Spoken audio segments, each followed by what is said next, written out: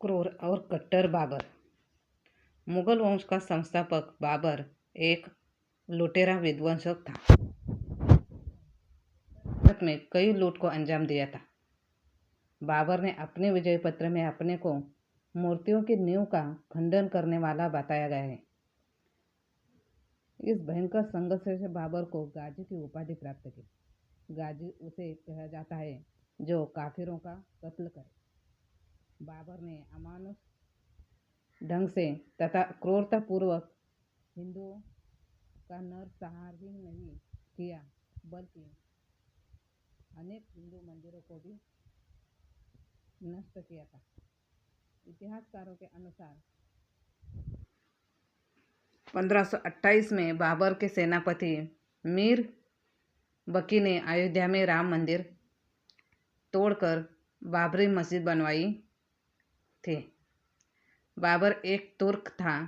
उसने बर्बर तरीके से हिंदुओं का कत्ल कर अपनी सत्ता कायम की थी। मंदिर तोड़ते वक्त 10,000 से ज़्यादा हिंदू उसकी रक्षा में शहीद हो गए थे। भारत के प्रथम मुगल सम्राट बाबर के आदेश पर मंदिर की जगह मस्जिद का निर्माण किया गया था। मीर बाकी ने इसका नाम बाबरी मस्जिद रखा था। 1940 के दशक से पहले मस्जिद को मस्जिद-ए-जन्म स्थान कहा जाता था। ध्वस्त मंदिर के स्थान पर मंदिर के ही टूटे स्तंभों और अन्य सामग्री से आक्रांताओं ने मस्जिद जैसा एक ढांचा जबरन वहां खड़ा किया, लेकिन वे अजान के लिए मीनारे और वज्र के लिए स्थान कभी नहीं बना सके। उस दौरान के इतिहास अनुसार राम मंदिर को बचाने के लिए 15 दिन तक संघर्ष चला था। अयोध्या में रक्त की नदियां बह गई थी। 10,000 से अधिक हिंदू शहीद हो गए और अंत में आक्रांताओं ने मंदिर को तोपों से उड़ा दिया। हालांकि बाद में जब हिंदुओं का जोर चला तब फिर मंदिर को वहां स्थापित किया गया, लेकिन उसे फिर से तोड़ा दिया गया। 1528 से 1949 ईस्वी सन तक श्री राम जन्मभूमि स्थल पर मंदिर निर्माण हेतु 76 से अधिक संघर्ष और युद्ध हुए। इस पवित्र स्थल हेतु श्री गुरु गोविंद सिंह जी महाराज, महारानी राजकुंवर तथा अन्य कई विभूतियों ने भी संघर्ष किया। कुछ इतिहासकार मानते हैं कि राम मंदिर संघर्ष में अब तक 1,76,000 हिंदुओं ने अपनी जीवन की आहुति दे दी है। बाबर के क्रूरता के ऐसे अनेक किस्से हैं। बाबर की नसों में तुर्कों के साथ मुगलों का भी रक्त था।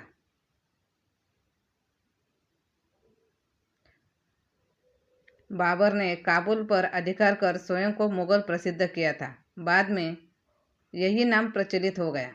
हालांकि वह कभी भी अपने को मंगोल या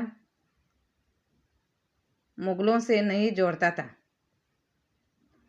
बाबर ने छल कपट से काबुल पर कब्जा किया था। बाबर कट्टर और क्रूर था। उसने अपने पहले आक्रमण में ही बाजौर के सीधे साधे 3,000 से भी अधिक निर्दोष लोगों की हत्या कर दी थी।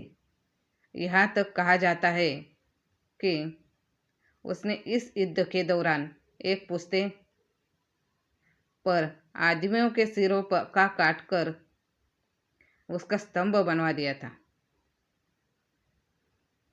यह नरसंहार उसने भेरा पर आक्रमण करके भी किए थे।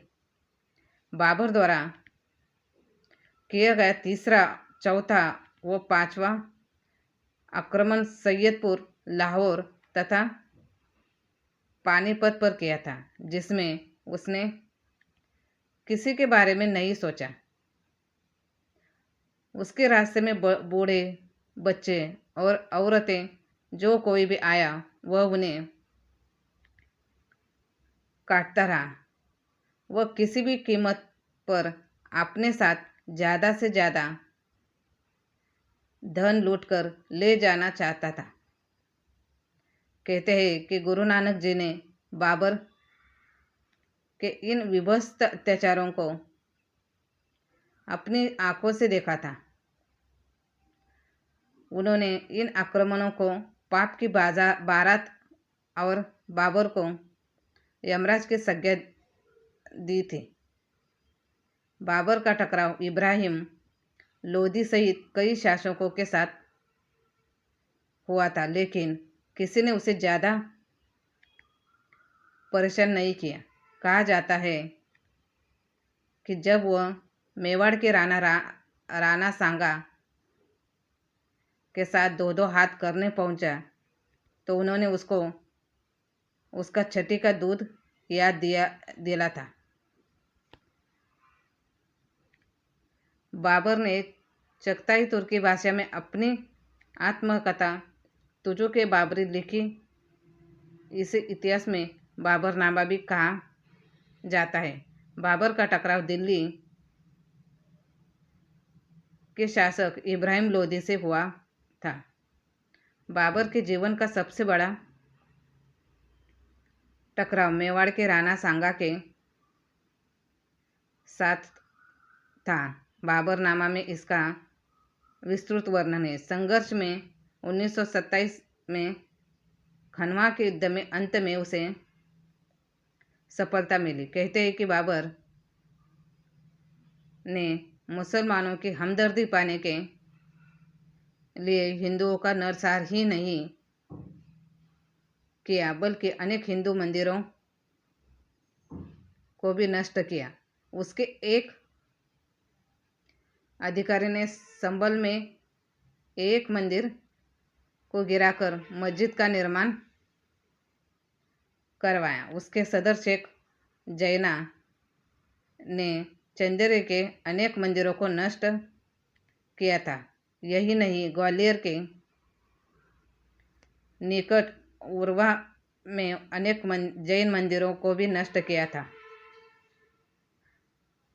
बाबर के आज्ञा से मीर बाकी ने अयोध्या में राम जन्मभूमि पर निर्मित प्रसिद्ध मंदिर को नष्ट कर मस्जिद बनवाई थी। धन्यवाद।